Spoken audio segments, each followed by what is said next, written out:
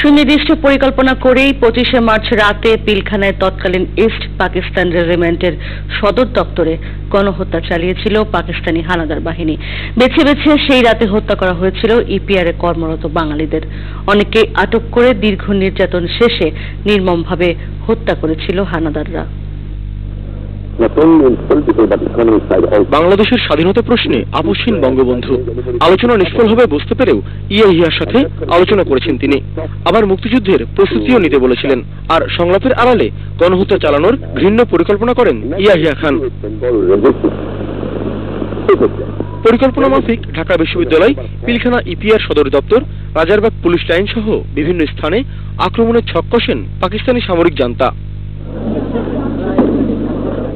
25 মার্চের আগেই পিলখানার বিভিন্ন স্থানে বাংকার করা শুরু করে 22 বালুচ রেজিমেন্টের সদস্যরা। নিরস্ত্র করে ফেলা হয় ইপিআরে কর্মরত বাঙালি সদস্যদের। 25শে মার্চ রাত্রে বাঙালি যাদের ডিউটি ছিল খালি হাতে তাদেরকে ডিউটি দেওয়া হয়েছে।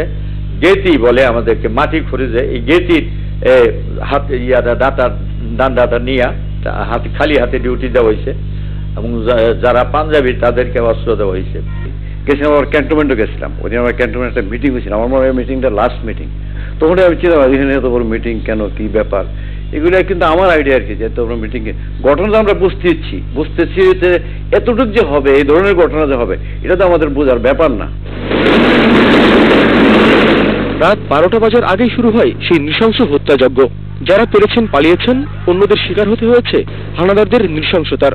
যে বেলুচরা যেমন ছিল পাকিস্তানিরা, এরা আমাদের 10 নম্বরের দিকে ফায়ার দিছে এবং নিচে দিয়ে এরাও অ্যাডভান্স করছে। আইসা করছে কি, এই যতটি ব্যারাক ছিল আমাদের 10 নম্বরে, ব্যারাকের মধ্যে কিন্তু পাঞ্জাবিও ছিল, পাঠানো ছিল, বাঙালিও আমরা ছিলাম, মিক্স ছিলাম আমরা। সবাইকে অ্যারেস্ট করছে। করার পরে বাঙালি আলাদা করছে, পাঠানো আলাদা করছে, পাঞ্জাবি আলাদা করছে। আমার জীবন রক্ষার জন্য আমি ওখান থেকে আমার অস্ত্রটা হাতে নিয়ে আমি ওইদিকে পার হয়ে গেছি। হাজার হাজার গুলি, মেশিন গান, এলএমজি, নানান ফায়ারের দিয়ে আমরা ছুটোছুটি যারা করছে, এর ভিতরে অনেক লোক মারা গেছে। আর আমরা যারা নিজেদের কৌশল অবলম্বন করিয়া, ক্রোলিং করিয়া, তার কাটা ছিল, তার কাটা পার হইয়া আমরা গেছি। আর বাকি যারা ছিল ধরেন না, তাদেরকে বন্দি করা হয়েছে সৈনিক ব্রেকে। এবং ওই দিন রাত্রেই অনেক বাঙালি জেসিউ অফিসার ছিল না বাঙালি, জেসিউদেরকে এবং ওই সৈনিক যারা এনসিও ছিল তাদেরকে মারছে। মুক্তিযুদ্ধে ইপিআরের 817 জন শহীদ হন। তবে 25 মার্চ রাতেই কতজন ইপিআর সদস্য শহীদ হন সে সংখ্যা এখনো অজানাই রয়ে গেছে।